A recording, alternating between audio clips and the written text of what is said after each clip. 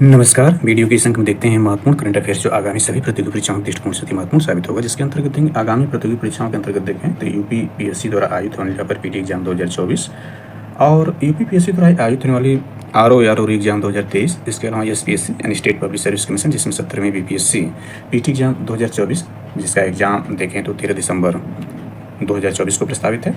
और अभी तक के आंकड़ों के हिसाब से देखें तो यूपीपीएससी की दोनों परीक्षाएं दिसंबर में होने की प्रबल संभावना है, हालांकि आरओ टल भी सकती है।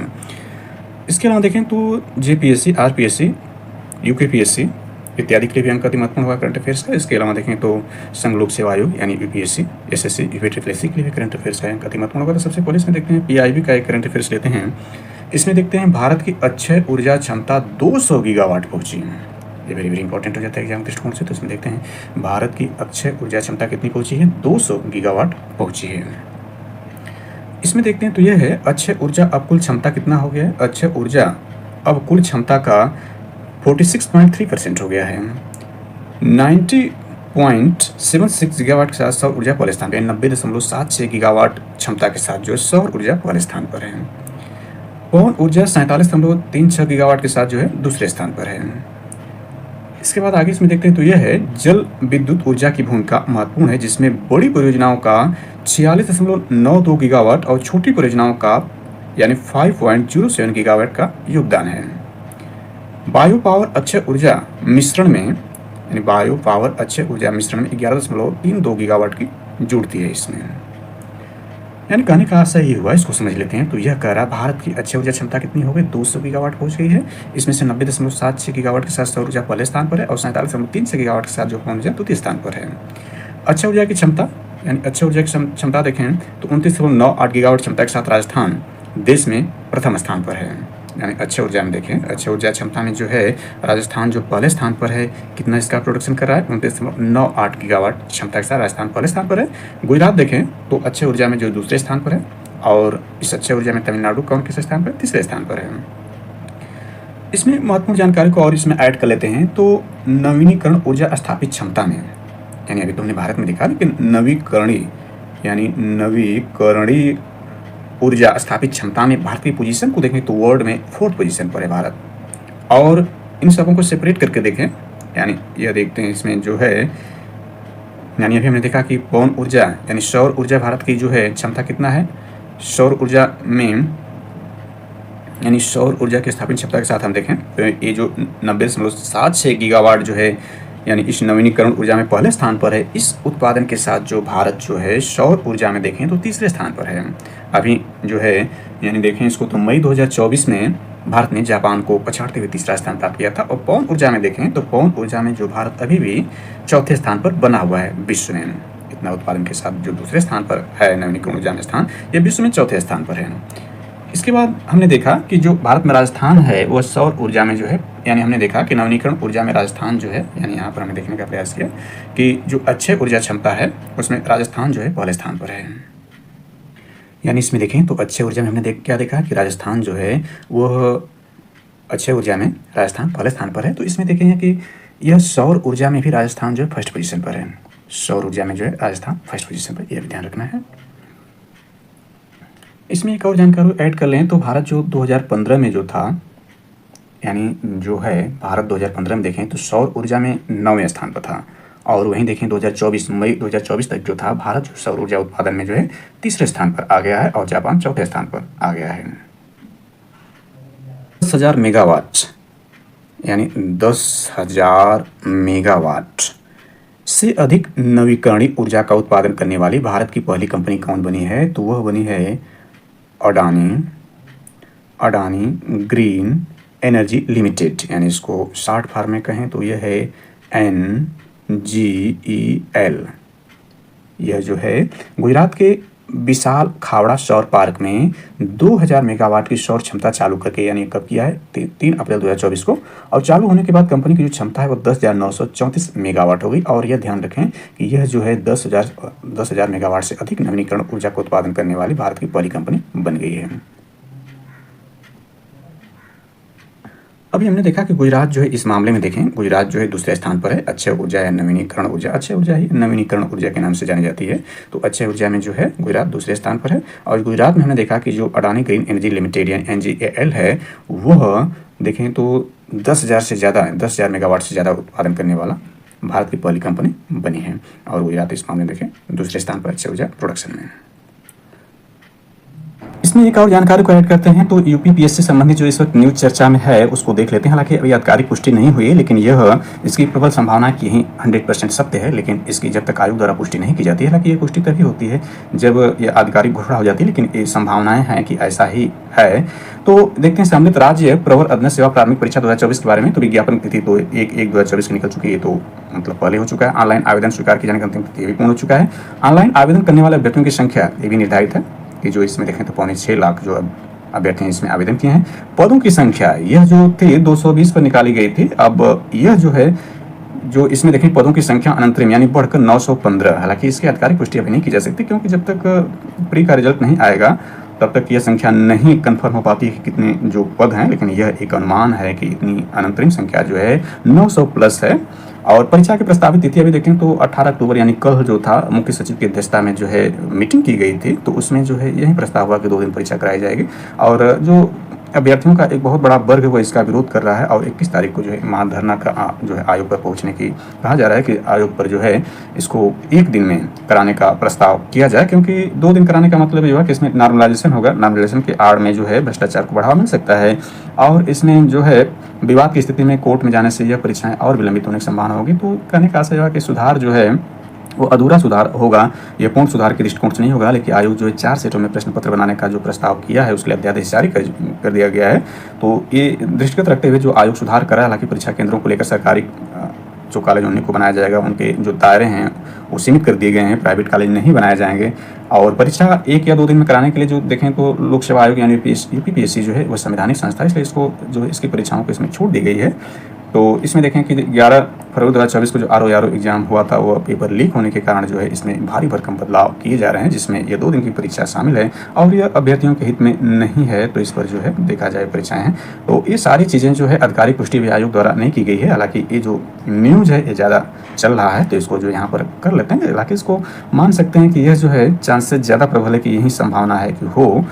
तो इसमें देखें परीक्षा हेतु प्रस्तावित जनपदों की अनंतरिम संख्या देखें तो 49 है। परीक्षा हेतु प्रस्तावित परीक्षा केंद्रों की अंतिम संख्या 850 है। ये तो मान लीजिए इतना पता है, ये सब चीज़ें पहले से पूर्व पता है। यही दोनों चीज़ें जो है अभी भविष्य में है, तो ये भविष्य के गर्भ में है। हालांकि ये अनुमान लगाया जा सकता है कि ऐसी संभावना हो सकती है। तो यह लोक सेवा आयोग संबंधी महत्वपूर्ण जानकारी है। तो कुछ लोगों का ये दावा किया जा रहा है कि एग्जाम डेट और पोस्ट दोनों बातें 100% सही है। हालांकि ये जो यदि पोस्ट 100 सही है तो ये बहुत ही खुशी की बात है कि 915 प्लस जो है यदि ऐसा है तो बहुत ही खुशी की बात है प्रतियोगी छात्रों के दृष्टिकोण से। और दूसरा यदि परीक्षा तिथि ये है तो वह उनके लिए नुकसान का भी संकेत है। एक तो बहुत ही अच्छी खबर है, दूसरी जो है उतनी अच्छी तो नहीं कही जा सकती परीक्षार्थियों के हित के दृष्टिकोण रखते हुए। महत्वपूर्ण थे सारथी प्रणाली को देख लेते हैं, इसमें क्या है। तो हाल ही में राष्ट्रीय खाद्य प्रौद्योगिकी उद्यमिता प्रबंधन संस्थान kundalini hybrid controls and intelligence सारथी, ये ध्यान देना है कि इसका जो पूरा रूप यहाँ पर है खाद्य प्रौद्योगिकी उद्यमिता एवं प्रबंधन संस्थान kundalini hybrid controls and intelligence सारथी जो है प्रणाली के साथ सोलर असिस्टेड रिफर ट्रांसपोर्ट की शुरुआत की है। यह फसल के बाद शीघ्र नष्ट होने वाले खाद्य पदार्थों परिवहन होने वाले नुकसान को कम करने का एक अभिनव साधन है। इसमें देखें तो फलों और सब्जियों को अलग अलग तापमान पर रखने के लिए दोहरे डिब्बे हैं जो इसकी विशिष्ट भंडारण आवश्यकताओं को पूरा करते हैं। यह IoT और वास्तविक समय निगरानी का एकीकरण, इसके सेंसर तापमान, आर्द्रता, एथिलीन और CO2 के स्तर को मापने तथा गुणवत्ता मूल्यांकन के मोबाइल ऐप पर डाटा भेज देते हैं। यह डिजाइन सेल्फ लाइफ बढ़ाने में मदद करता है और ठंड लगने या नमी के कारण होने वाले नुकसान को कम करता है। यह प्रौद्योगिकी ट्रांसपोर्टरों को सूचित निर्णय लेने, खराब होने का पता चलने पर उत्पाद के नजदीकी बाजारों में भेजने, ऊर्जा की बर्बादी को कम करने और कार्बन फुटप्रिंट को कम करने में सक्षम है। देख सकते हैं कि ये सारथी जो प्रणाली है यह वाहन पर, इसमें देखें तो ये चित्र में भी देख सकते हैं सारथी प्रणाली है। इस तरह से सब्जी और फलों से संबंधित महत्वपूर्ण जानकारी है। तो हीरे के बाद सोना भी निकालेगा मध्य प्रदेश। जो मध्य प्रदेश के CM डॉक्टर मोहन सिंह यादव जी, उनका कहना है कि हीरे के बाद सोना भी निकालेगा मध्य प्रदेश, यानी हीरे का जो उत्पादन होता है वो पन्ना में देखें तो मध्य प्रदेश पन्ना निकलता है, तो अब हीरे के बाद सोना भी निकालेगा। जैसा सोना देखें कर्नाटक के कोलार में निकाला जाता है, तो हीरे के बाद सोना भी निकालेगा मध्य प्रदेश। देखें तो एमपीपीएससी के लिए महत्वपूर्ण है। माइनिंग कॉन्क्लेव, प्रदेश की माइनिंग सेक्टर में मिले 19,850 करोड़ रुपए के निवेश प्रस्ताव। माइनिंग कॉन्क्लेव घोषित प्रमुख निवेश प्रस्ताव यह है। मुख्यमंत्री ने कहा खनिज राजस्व में 5 गुना वृद्धि का लक्ष्य है। कॉन्क्लेव में 11 औद्योगिक संस्थानों के निर्देश प्रस्ताव मुख्यमंत्री से प्रतिनिधि और निवेशकों ने भेंट की है। तो एग्जाम के दृष्टिकोण से महत्वपूर्ण हो जाता है एमपीपीएससी के लिए, और अन्य राज्यों के पीएससी जिसमें यूपीपीएससी शामिल है उसके लिए भी महत्वपूर्ण है। तो यह माइनिंग कॉन्क्लेव में घोषित प्रमुख निवेश प्रस्ताव में देखें तो यह बनता है ल्यूयांग इंडिया नई दिल्ली द्वारा 250 करोड़ की लागत से माइनिंग उपकरण निर्माण इकाई स्थापित करेगा। इंडियन रेयर अर्थ मुंबई द्वारा औद्योगिक क्षेत्र आचारपुरा में रेयर मटेरियल्स क्लस्टर की स्थापना होगी। इसके बाद ये सारी जानकारी इसमें है, देखा जा सकता है। वेरी वेरी इंपॉर्टेंट एमपीपीएससी के लिए और अदर राज्य की पीएससी के लिए भी महत्वपूर्ण है। इससे नहीं हुई क्रीमी लेयर के दायरे की बढ़ोतरी। इसमें देखें ओबीसी यानी अदर बैकवर्ड क्लासेस जो क्रीमी लेयर है यानी मलाईदार जो परत है का दायरा बढ़ाकर हो सकता है 12 लाख रुपए। इसको देख लेते हैं। तो यह है सामाजिक न्याय मंत्रालय ने ओबीसी संगठनों से की चर्चा, केंद्र सरकार हुई सक्रिय। महाराष्ट्र सरकार ने भी दिया है प्रस्ताव। हालांकि देखें तो महाराष्ट्र में 288 सदस्य विधानसभा का चुनाव और झारखंड में भी होने वाला है, इसलिए यह जो है चुनावी लॉलीपॉप के तौर पर इसमें महाराष्ट्र में यूज किया जा सकता है। लेकिन यह देखें तो इसमें यह है अन्य पिछड़ा वर्ग ने ओबीसी के क्रीमी लेयर दायरे को बढ़ाने की मांग पर जल्द फैसला हो सकता है। केंद्र सरकार ने ओबीसी संगठनों के साथ इस मुद्दे पर चर्चा शुरू की। फिलहाल जो संकेत मिले उसके तहत क्रीमी लेयर की सीमा को 12 लाख रुपए तक किया जा सकता है। मौजूदा समय यानी 12 लाख रुपए किया जा सकता है। मौजूदा समय ओबीसी क्रीमी लेयर की सीमा देखें 8 लाख रुपए। वेरी वेरी इंपॉर्टेंट है कि प्रेजेंट में क्या है उसको कितना बढ़ा के 4 लाख की वृद्धि की जा रही है। 12 लाख हो सकती है, लेकिन वर्तमान जो है ज्यादा महत्वपूर्ण है कि 8 लाख तक की सीमा है जो 2017 से नहीं बढ़ाई गई है। यानी देखें तो इसमें लगभग 7 साल हो गए। पहले हर 3 साल में इसकी समस्या होती थी। इस बीच महाराष्ट्र सरकार ने भी ओबीसी क्रीमी लेयर के दायरे को बढ़ाने का केंद्र प्रस्ताव दिया है। हालांकि इस प्रस्ताव से पहले केंद्र सरकार इस मुद्दे पर काम कर रही थी। केंद्र सरकार ने सामाजिक न्याय और अधिकारिता मंत्रालय ने इस मुद्दे को ओबीसी संगठनों से चर्चा की। ओबीसी संगठनों क्रीमी लेयर के दायरे में 15 लाख रुपए तक बढ़ाने की मांग की। उनका कहना है कि जिस हिसाब से महंगाई और लोगों की आय बढ़ी है उसको देखते हुए बढ़ोतरी 15 लाख से कम ठीक नहीं होगी। क्रीमी लेयर का यह मुद्दा पिछले महीने हुई संसदीय समिति की बैठक में भी उठा। समिति ने इसमें हो रही देरी पर मंत्रालय से अधिकारियों को आड़े हाथों लिया था। तो ये सारी जानकारी इसमें दी गई है। उत्तराखंड होम स्टे योजना के साथ ग्रामीण पर्यटन पुनर्निर्माण विकास, इसमें देखें तो जो महत्वपूर्ण जानकारी निकलती है उसको देख लेते हैं। तो यह है कि पर्यटन मंत्रालय भारत सरकार द्वारा वर्ष 2024 में सर्वश्रेष्ठ पर्यटन ग्राम प्रतियोगिता में उत्तराखंड के 4 ग्रामों जिसमें देखें तो उत्तरकाशी जिले का जबखोल ग्राम, हर्षित गांव, पिथौरागढ़ जिले में सीमांत गुंजी गांव और बागेश्वर जिले में शूपी गांव सर्वश्रेष्ठ पर्यटन पुरस्कार सम्मानित किया गया। इन गांवों में देखें तो ये उत्तराखंड यूपीपीएससी के लिए महत्वपूर्ण है और अन्य राज्यों के पीएससी के लिए भी यह महत्वपूर्ण बन जाता है ग्रामीण पर्यटन के दृष्टिकोण से। संजीव खन्ना जी के बारे में देख लेते हैं। भारत के मुख्य न्यायाधीश डीवाई चंद्रचूड़ ने यानी जो वर्तमान में डीवाई चंद्रचूड़ जी हैं भारत के 50वें CJI chief justice of India हैं और 10 नवंबर 2024 को रिटायरमेंट हो जाएंगे। तो इसके बाद 51वें यानी 51वें मुख्य न्यायाधीश के तौर पर न्यायमूर्ति संजीव खन्ना के नाम की सिफारिश की। बता जस्टिस यानी डीवाई चंद्रचूड़ 10 नवंबर 2023 को 10 नवंबर 2024 को रिटायर हो रहे हैं। वहीं जस्टिस खन्ना 13 मई 2024 को रिटायर होंगे। समझते हैं। तो यह है हाल ही में किस राज्य सरकार ने संस्कृत को अनिवार्य विषय के रूप में घोषित करने की तैयारी कर रहा है। तो उत्तराखंड। अभी हमें यूपी स्पेशल के रूप में इसको देखा। ग्रामीण विकास मंत्रालय ने उच्च स्तर के उद्यमों के लिए व्यक्तिगत वित्त पोषण कितने बैंकों के साथ समझौता किया है। तो 10। हाल ही में किस भारतीय बल्लेबाज ने अपने 9000 टेस्ट रन पूरे किए हैं। तो विराट कोहली ने किया है। और इसमें देख लेते हैं तो भारतीय नौसेना के पहले प्रशिक्षण स्क्वाड्रन यानी ITS ने कहा लंबी दूरी प्रशिक्षण तैनाती पूरी की। मनामा में। किसे हाल ही में JSW स्पोर्ट में क्रिकेट निदेशक नियुक्त किया है। सौरव गांगुली को। गुरप्रीत पाल सिंह ने ग्रीस में एशियो विश्व शतरंज चैंपियनशिप में कौन सा जीता तो गोल्ड जीता है। भारत के अगले मुख्य न्यायाधीश के रूप में किसके नाम सिफारिश की। जस्टिस संजीव खन्ना को उन्होंने देख लिया है। तो करंट अफेयर्स को कवर करते हैं। तो मार्च तक यानी मार्च 2025 तक प्रदेश की यानी उत्तर प्रदेश की जीडीपी 32 लाख करोड़ यानी 32 लाख करोड़ होगी। 32 लाख करोड़ रुपए यह है। यानी जो मार्च 2025 तक जो है उत्तर प्रदेश यानी प्रदेश का मतलब यहाँ पर अपना प्रदेश उत्तर प्रदेश की जो जीडीपी है वो 32 लाख करोड़ रुपए होगी, जिसमें 2 करोड़ लोगों को रोजगार दिया जाएगा। ऐसा कहना है उत्तर प्रदेश के माननीय मुख्यमंत्री योगी आदित्यनाथ जी का। तो इसमें देखें सीएम अर्थव्यवस्था 10 खरब डॉलर करने को लेकर की समीक्षा है। यहाँ पर देखा जा सकता है कि यह समीक्षा बैठक करते मुख्यमंत्री योगी आदित्यनाथ, उप मुख्यमंत्री केशव प्रसाद मौर्य और वित्त मंत्री सुरेश खन्ना इसमें शामिल है। तो इसमें देख लेते हैं क्या है यह महत्वपूर्ण रूप से इसमें यूपी स्पेशल के अंतर्गत विकास को रफ्तार देने के लिए जवाबदेही है। निवेश और भूमि अधिग्रहण से जुड़े मामले में आवश्यक देरी पर डीएम को जवाबदेही देनी होगी। हार्टिकल्चर में प्रति ब्लॉक 1 क्रॉप जैसे कार्यक्रम चलाए जाएंगे। जल्द आएगी AI artificial intelligence drone policy. Startup पंजीकरण के लिए कानपुर नोएडा में ऑफिस बनेगा। अप्रूवल समयबद्ध होगा तथा तय सीमा के बाद अप्रूवल ड्रीम माना जाएगा। लखनऊ में AICT के रूप में शीघ्र शुरू होगा काम। ध्यान देना है कि लखनऊ में जो AICT यानी आर्टिफिशियल इंटेलिजेंस सिटी के रूप में शीघ्र काम शुरू किया जाएगा। और यहाँ पर देखिए स्टार्टअप पंजीकरण के लिए कानपुर और नोएडा में ऑफिस बनेगा। यह भी इंपॉर्टेंट इसमें है। आगे देखें तो मुख्यमंत्री योगी आदित्यनाथ ने कहा है कि मार्च 2025 तक इस वित्त वर्ष में यानी मौजूदा जो वित्त वर्ष चल रहा है 24-25 का वित्त वर्ष में यूपी के सकल घरेलू उत्पाद यानी जीडीपी यानी एसजीडीपी स्टेट ग्रास डोमेस्टिक प्रोडक्ट का लक्ष्य 32 लाख करोड़ रुपए का है। इसे हासिल करने के लिए वैश्विक निवेशक सम्मेलन में हुए 40 लाख करोड़ समझौते की भूमिका अहम है। इसके जरिए प्रदेश में 2 करोड़ नए रोजगार पैदा होंगे। शुक्रवार में देखें तो 18 अक्टूबर 2024 को 10 खरब डॉलर अर्थव्यवस्था की दिशा में किए जा रहे प्रयासों की समीक्षा करते हुए मुख्यमंत्री ने कहा उत्तर प्रदेश असीमित क्षमताओं का राज्य, इसी का परिणाम है कि 4 वर्ष में यूपी की अर्थव्यवस्था दुगनी होने की तरफ बढ़ रही है। देखें तो वर्ष 2021-22 में यूपी का सकल घरेलू उत्पाद ही है इंपॉर्टेंट। इसमें आगे क्या होगा वो तो ज़्यादा मायने नहीं है, लेकिन वर्तमान वाले को देख लेते हैं। तो वर्ष 2021-22 में यूपी का सकल घरेलू उत्पाद जीडीपी 16.45 लाख करोड़ था और वर्ष 2023-24 में जीडीपी 25.84 करोड़ से ज़्यादा हो गई, यानी वर्तमान देखें तो 25.48 लाख करोड़ रुपये से ज़्यादा होगी। इसको करने का कितना करना है, तो इसमें ध्यान देना है कि इसको करना है 32 लाख करोड़ रुपये, यानी अभी देखें तो 25 है अभी या 25.5 कर सकते हैं, तो इसमें 7 या 6.5 लाख करोड़ के ही इसमें वृद्धि करना है, यानी इस वित्त वर्ष तक करना होगा। और इसे 10 खरब डॉलर या 1 ट्रिलियन डॉलर, 10 खरब डॉलर की अर्थव्यवस्था बनाने का मतलब हुआ 1 ट्रिलियन डॉलर की अर्थव्यवस्था बनाने। कहा कि 10 खरब अर्थव्यवस्था बनाने के लिए नीति अनुयोजन सही है, अब केवल स्पीड तेज करने की जरूरत है। बैठक में मुख्यमंत्री ने सभी 10 सेक्टरों के मंत्रियों और मुख्य सचिव मनोज कुमार सिंह के साथ कामकाज की समीक्षा की। कंसल्टिंग एजेंसी डेलॉयट इंडिया ने प्रदेश के आर्थिक परिवेश की जानकारी दी। सीएम ने कहा हर विभाग में बड़े सुधार के लिए तैयार है। निर्देश के लिए 10 खरब डॉलर अर्थव्यवस्था में 1 ट्रिलियन डॉलर अर्थव्यवस्था के लिए विभाग एक नोडल अधिकारी होगा। प्रमुख सचिव और विभागीय मंत्री लक्ष्य को 15 दिन में समीक्षा करेंगे।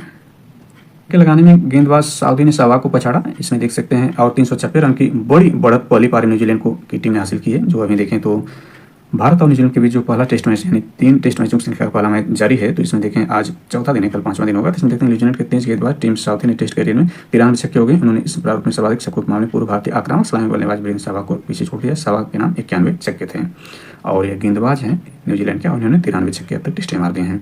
इसके बाद देखते हैं 9000 रन बनाने वाले कोहली चौथे भारतीय बन गए हैं। इसमें देखें तो पहले स्थान पर the great batsman in the world in era, यानी देखें यह वर्तमान में भी देखें, भूतकाल में देखें और भविष्य की तो बात नहीं कर सकते, लेकिन इसमें देखें अभी तक जो हैं सचिन तेंदुलकर का रिकॉर्ड कोई आसपास भी नहीं। इन्होंने 200 मैच खेला, 339 पारी में 15,921 रन बनाए हैं और 248 सर्वश्रेष्ठ। इसमें दूसरे भारतीय जो हैं राहुल द्रविड़ जी रहे हैं और इन्होंने रन 13,625 रन बनाए। इसके बाद सुनील गावस्कर जी हैं 10,122 रन। इसके बाद विराट कोहली चौथे भारतीय बने हैं जो 9,000 से ज़्यादा रन बना चुके हैं।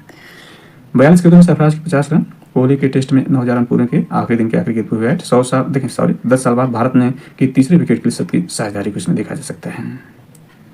आगे इसमें देखते हैं तो ब्रिक्स सम्मेलन यानी ब्रिक्स सम्मेलन जो होगा 22 को रूस जाएंगे पीएम मोदी। इसमें देखें तो यह है प्रधानमंत्री नरेंद्र मोदी रूस के राष्ट्रपति व्लादिमीर पुतिन के निमंत्रण पर 22 व 23 अक्टूबर को कजान में होने वाले, कहाँ ध्यान देना है कि 22 व 23 अक्टूबर कहाँ होगा, कजान में होने वाले 16वें ब्रिक्स शिखर सम्मेलन में हिस्सा लेंगे। अभी हमने देखा कि जो है 15 व 16 अक्टूबर 2024 को जो है एससीओ की शिखर बैठक आयोजित की गई थी पाकिस्तान में। तो वहाँ पर जो है भारतीय प्रतिनिधिमंडल के रूप में जो भारत विदेश मंत्री हैं एस जयशंकर, उन्होंने इसमें पार्टिसिपेट किया था।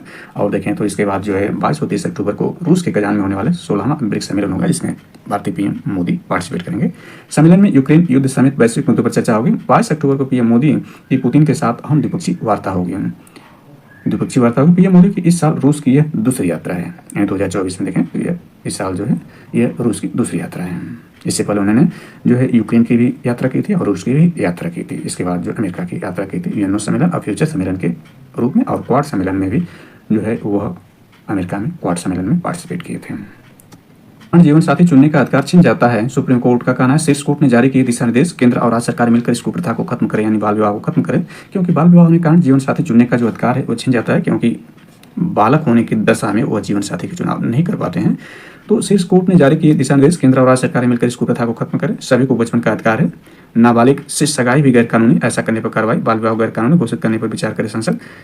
पीसीएमए से पर्सनल लॉ को जोड़ने पर विचार, समुदायों के अनुरूप निश्चित कानून। तो ये जानकारी है सुप्रीम कोर्ट के महत्वपूर्ण जानकारी, महत्वपूर्ण सुधार में है। सुप्रीम फैसला इसलिए अहम है शीर्ष अदालत का।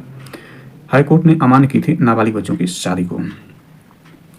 इसमें देखिए पीठ ने कहा बाल विवाह से यहाँ तक कि बच्चे की सगाई से भी जीवन साथी चुनने की स्वतंत्रता खत्म हो जाती है। बचपन का अधिकार सभी को है। शिक्षा बचपन के अधिकार का अभिन्न अंग है और बाल विवाह से छिन जाता है। बाल विवाह की बुराइयों से निपटने के लिए इस अधिकार का एहसास होना महत्वपूर्ण है। इसको थोड़ा विस्तार से देखते हैं तो मुख्य न्यायाधीश डीवाई चंद्रचूड़ की अध्यक्षता वाली पीठ ने यह फैसला सुनाते हुए बाल विवाह निषेध अधिनियम PCMA 2006 के प्रभावी कारणों के लिए दिशा निर्देश भी जारी किए। पीठ ने कहा अफसरों को बाल विवाह रोकने और नाबालगों की सुरक्षा पर ध्यान केंद्रित करना चाहिए। ध्यान देना है कि बाल विवाह अधिनियम क्या है, तो बाल विवाह निषेध अधिनियम यानी PCMA 2006 से है और ये प्रभावी क्रियान्वयन के दिशा निर्देश जारी किए हैं। तो वन्यजीव संरक्षण अधिनियम 1972 को देख लेते हैं। तो भारतीय संसद ने 1972 में वन्यजीव संरक्षण अधिनियम अर्थात वन्यजीव संरक्षण अधिनियम 1972 लागू किया। इसके माध्यम से देश में वन्यजीवों, वनस्पतियों और जीवों को सुरक्षा प्रदान की जाती है। भारत दुनिया का पहला ऐसा देश है जहां पर संविधान में पर्यावरण संरक्षण का प्रावधान किया गया है। देखिए संविधान के भाग 4 में अनुच्छेद 36 से यानी जो भाग 4 है उसमें अनुच्छेद 1936 से 51 तक जो है वह राज्य की नीति निर्देशक तत्व यानी DPSP directive principle of state policy का प्रावधान किया गया है और राज्यों को इसमें निर्देश दिए गए हैं कार्य करने के लिए। और यह जो है न्यायालय में विचाराधीन नहीं है और यह जो भाग है वह राज्य के कल्याणकारी राज्य होने की आज़ादी देता है, यानी इसे कल्याणकारी राज्य की व्यवस्था की गई है। इसमें DPSP यानी राज्य के नीति निर्देशक तत्व हैं, ये आयरलैंड के संविधान से लिए गए हैं और आयरलैंड ने खुद इसे स्पेन के संविधान से ग्रहण किया है। भारतीय संविधान की बात किया जाएगा तो भारत के संविधान ने आयरलैंड के संविधान से इसको लिया है और इसमें कल्याणकारी राज्य की जो भावना नहीं। उद्देश्य यही है कि न्याय में उच्च आदर्श हो, न्याय में उच्च आदर्श स्वतंत्रता हो इसमें। इसके बाद जो है समानता बनाए रखना, जैसा कि संविधान की प्रस्तावना में परिकल्पित है। इसका उद्देश्य लोक कल्याणकारी राज्य का निर्माण है, न कि पुलिस राज्य जो कि उपनिवेशित काल में था। संक्षेप में आर्थिक और सामाजिक लोकतंत्र की स्थापना करना है इस निर्देशक तत्वों का मूल उद्देश्य है। पर मूल बात हमने यहाँ शुरू किया था कि यह जो है यानी भारत दुनिया का पहला ऐसा देश है जहाँ संविधान में पर्यावरण संरक्षण का प्रावधान किया गया। तो संविधान के इसी भाग यानी भाग 4 में जो कि DPSP है उसी में जो अनुच्छेद यानी जो हमने देखा कि 36 से 51 तक जो अनुच्छेद है भाग 4 में DPSP के नाम से, उसमें अनुच्छेद जो है 48A या 48A या 48 क जो है वह पर्यावरण संरक्षण और समृद्धि तथा वन एवं वन्य जीवों की सुरक्षा संबंधित है। और जो खुद 48 है यानी 48 जो है वह कृषि एवं पशुपालन का संगठन संबंधित है। और इसी का जो भाग है 48A वह पर्यावरण संरक्षण और संवर्धन तथा वन तथा वन्य जीवों की सुरक्षा से संबंधित है। अब तक कितने कानून बनाए गए हैं उसको संक्षेप में समझते हैं। कुछ महत्वपूर्ण कानून को देख लेते हैं, पूरा नहीं बल्कि कुछ देखते हैं। तो इसमें अभी हमने देखा कि वन्य जीव संरक्षण अधिनियम 1972 इसमें शामिल है। इसके अलावा जो इसी के तहत बनाया गया था वन संरक्षण अधिनियम यानी वन संरक्षण अधिनियम 1980 में बनाया गया था। राष्ट्रीय वन नीति 1988 में बनाए गए थे। मनरेगा यानी नरेगा जो पहले नरेगा के नाम से 2006 में शुरू हुआ था और मनरेगा के नाम से 2009 में शुरू हुआ, ये भी इसी के तहत है। संपूर्ण ग्रामीण रोजगार योजना 2001 में इसी के तहत ये सारी कल्याणकारी योजनाएं जो है यह लागू जो है इसमें देखें तो DPSP के माध्यम से क्रियान्वयन की जाती हैं। तो पर्यावरण की जानकारी के रूप में हम देखते हैं तो यह इसमें भारतीय संविधान में यह निहित है। तो इसमें देखें 5 जून 1972 को पर्यावरण के विशेष यानी के विषय पर पहली बार स्टॉकहोम में संयुक्त राष्ट्र मानव पर्यावरण सम्मेलन, देखेंगे अभी स्टॉकहोम से जो है जो अभी नोबेल पुरस्कार वितरण किए जा रहे हैं स्टॉकहोम से। तो यहाँ पर देखें संयुक्त राष्ट्र मानव पर्यावरण सम्मेलन के एक मुद्दे के रूप में चर्चा की गई और उसके बाद से 5 जून को, ध्यान देना है 5 जून को विश्व पर्यावरण दिवस प्रत्येक वर्ष मनाया जाता है। आगे इसमें देखते हैं तो प्रधानमंत्री यानी 6600 करोड़ से अधिक की परियोजनाओं को देंगे सौगात, इसमें वाराणसी यानी अपने संसदीय क्षेत्र वाराणसी से। तो इसमें देखें प्रधानमंत्री नरेंद्र मोदी 20 अक्टूबर को यानी कल अपराह्न लगभग 1 बजे लाल बहादुर शास्त्री अंतर्राष्ट्रीय हवाई अड्डा, इसमें ध्यान रखना है कि लाल बहादुर शास्त्री हवाई अड्डा कहाँ है, वाराणसी में है। दीपावली के पूरे दीपावली गिफ्ट के रूप में काशी सहित देशवासियों को 6600 करोड़ से अधिक परियोजनाओं की सौगात देंगे। तो ये सब जानकारी इसमें है। महत्वपूर्ण जानकारी को भी देख लेते हैं। तो इसमें यह है हवाई अड्डे से निकलकर प्रधानमंत्री हर हुआ गाजीपुर रिंग रोड पर स्थित नवनिर्मित सकरा आई हॉस्पिटल जाएंगे, यानी आँख का हॉस्पिटल कहाँ है, सकरा पे, और यह हर हुआ गाजीपुर रिंग रोड पर है। आंखों के इस अस्पताल का लोकार्पण कर प्रधानमंत्री वहीं 1000 से ज़्यादा लोगों से संवाद करेंगे। जो गाजीपुर देखें तो यह काशी की यानी छोटी काशी या वाराणसी का यानी छोटी काशी या काशी के बहन के रूप में जानी जाती है। यह जो है गाजीपुर जो है यह बनारस का समवर्ती जिला है, यानी इससे लगा हुआ जिला है बनारस से। अब इसमें देख लेते हैं इंडिया इन कनाडा, भारत और कनाडा के बीच जारी कूटनीतिक विवाद के बीच कनाडा में रह रहे भारतीय खासकर छात्रों की सुरक्षा का मुद्दा उठाया जा रहा है। कनाडा में लगभग 18 लाख भारतीय प्रवासी और 10 लाख NRI हैं। कनाडा में भारतीय छात्रों की संख्या भी बढ़ी है। कनाडा अभी देखें तो भारत जो है कनाडा के जो राजनयिक हैं उनको भारत से यानी कनाडा के जो राजनीतिक उनको कनाडा वापस भेज दिया और अपने राजनीतियों को वापस बुला लिया। विवाद इस स्तर पर बढ़ गया। तो इसमें देखें भारत कनाडा के बीच फिर बढ़ा तनाव कब बढ़ा, तो इसमें देख सकते हैं यह जो स्थिति रही है जून 2023 में खालिस्तानी आतंकी हरदीप सिंह निज्जर की कनाडा में हत्या होती है। निज्जर को कनाडा के ब्रिटिश कोलंबिया में गोली मार दी गई थी। अक्टूबर 2024 की स्थिति है, यानी वर्तमान देखें तो कनाडा ने भारतीय उच्चायुक्त को पर्सन ऑफ इंटरेस्ट के रूप में नामित किया था। इसके बाद भारत ने अपने राजनीतियों को कनाडा से वापस बुलाने का निर्णय लिया और ये सारी जानकारी इसमें है कि कब भारत और कनाडा के बीच विवाद हुआ था। तो ये करंट अफेयर्स के रूप में महत्वपूर्ण है कि भारत किस देश के राजनीतियों को अपने वापस बुलाया था और रैंक में भेजा था, तो कनाडा है। करंट अफेयर्स में पूछा जा सकता है। देख लेते हैं तो नागरिकता एक्ट 1955 सुप्रीम कोर्ट का फैसला धारा 6 से रहेगी बरकरार। जस्टिस संजीव खन्ना होंगे सुप्रीम कोर्ट के अगले चीफ जस्टिस 10 नवंबर को सप्लाई पदभार। नायब सिंह सैनी हरियाणा के मुख्यमंत्री के रूप में पदभार ग्रहण किया, यानी इसको देख सकते हैं 17 अक्टूबर की जानकारी है। एस अरुण कुमार नंबूथरी बने सबरीमाला मंदिर के मुख्य पुजारी। न्यूजीलैंड के खिलाफ वाली टेस्ट में टीम इंडिया फर्स्ट 46 रन पर ऑल आउट हो गई। इसमें देख सकते हैं असम में अवैध प्रवासियों को नागरिकता देने का कानून वैध, यह सियासी समाधान है। सुप्रीम कोर्ट की संविधान पीठ ने 4 के बहुमत से नागरिकता अधिनियम 1955 धारा 6(a) को वैध ठहराया। भाईचारे के सिद्धांत का उल्लंघन नहीं है। इसमें देख सकते हैं सब जानकारी है। नायब दूसरी बात बने मुख्यमंत्री, प्रधानमंत्री मोदी के साथ एनडीए नेताओं को मौजूद 13 मंत्रियों ने ली शपथ। तो यह महत्वपूर्ण जानकारी। इसके बाद देखते हैं शंघाई सहयोग संगठन एससीओ के देशों में भारत ने वित्त वर्ष 2024 में सबसे ज्यादा वस्तु व्यापार चीन और रूस के, यानी सबसे ज्यादा वस्तु व्यापार चीन और रूस के साथ किया। तो इसमें देखें चीन के साथ 10.61, रूस के साथ किया। इसके बाद देखा जा सकता है शंघाई के देश शामिल हैं और भारत का इनके साथ जो है यह वस्तु व्यापार हुआ है। विकसित भारत के लिए बढ़ाना होगा तालमेल। इसमें देख सकते हैं एनडीए मुख्यमंत्री परिषद की बैठक 2025 में संविधान अमृत महोत्सव मनाने समय 6 प्रस्ताव पारित। 2025 में क्या मनाया जाएगा, यह भी इंपॉर्टेंट है। यह संविधान अमृत महोत्सव मनाया जाएगा। आंध्र प्रदेश के सीएम चंद्रबाबू नायडू से बात करते पीएम मोदी। हरियाणा में पीएम की नीतियों से बड़ा लोगों का भरोसा, शिंदे। सुनिश्चित करना होगा भारत कैसे बने पूरी तरह आत्मनिर्भर, आपातकाल का दर्द घर घर पहुंचाएं। ये सारी जानकारी इसमें दी गई है। चीफ मिनिस्टर काउंसिल मीटिंग 17 अक्टूबर 2024 चंडीगढ़ में। अब देश में आए अवैध प्रवासियों को निर्वासित करें। सुप्रीम कोर्ट ने कहा अवैध प्रवासियों की पहचान के लिए मशीनरी अपर्याप्त है। ये सारी जानकारी इसमें। एक और महत्वपूर्ण जानकारी को समेट कर लेते हैं तो भारत ने स्वास्थ्य, कृषि और अस्थायी शहरों के विकास को ध्यान में रखते हुए 3 एआई उत्कृष्टता केंद्र यानी सीओई का उद्घाटन किया। इन केंद्रों का उद्देश्य आर्टिफिशियल इंटेलिजेंस क्षेत्र में रिसर्च इनोवेशन को बढ़ावा देना है, जिससे देश की एआई क्षमताओं को मजबूत किया जा सके और ग्लोबल लेवल भारत की स्थिति को मजबूत किया जा सके। केंद्रीय शिक्षा मंत्री धर्मेंद्र प्रधान ने दिल्ली में स्वास्थ्य, कृषि और अस्थायी शहरों पर केंद्रित 3 एआई उत्कृष्टता केंद्रों ने सीओई का उद्घाटन किया। इस अवसर पर उन्होंने कहा कि ये केंद्र वैश्विक सार्वजनिक कल्याण में विशेष योगदान देंगे, अंतर्राष्ट्रीय एआई प्लेटफॉर्म भारत की स्थिति मजबूत करेंगे। धर्मेंद्र प्रधान ने आगे कहा कि ये सीओई न केवल वैश्विक सार्वजनिक नीति महत्वपूर्ण भूमिका निभाएंगे बल्कि विश्व भर में संसाधन प्रदाता के रूप में काम करेंगे। ये केंद्र भारत में स्टार्टअप इकोसिस्टम को विकसित करेंगे। एक देखते हैं रश्मिका मंदाना जो अभिनेत्री हैं, इनको देखें। अभिनेत्री रश्मिका मंदाना को हाल ही में गृह मंत्रालय के तहत भारतीय साइबर अपराध समन्वय केंद्र यानी 14C का राष्ट्रीय ब्रांड एम्बेसडर नामित किया गया है। बता दें कि रश्मिका पिछले साल एक डीफेक वीडियो का शिकार हुई थी। इसकी मदद से डीफेक, साइबर बुलिंग और वित्तीय धोखाधड़ी सहित साइबर सुरक्षा के बारे में जागरूकता बढ़ाने में मदद मिलेगी। तो इसमें इंपॉर्टेंट है कि राष्ट्रीय ब्रांड एम्बेसडर किनको बनाया गया। रश्मिका मंदाना जो अभिनेत्री किसके लिए, भारतीय साइबर अपराध समन्वय केंद्र 14C का। अपग्रेड होगा भोपाल कानपुर इकोनॉमिक कॉरिडोर। इसको देख सकते हैं 3589 करोड़ की मंजूरी, दूरी 7 घंटे में हो जाएगी पूरी। मंडला नैनपुर मार्ग के लिए भी 592 करोड़ की मंजूरी इसमें देख सकते हैं। सड़क संपर्क बेहतर होगा इससे।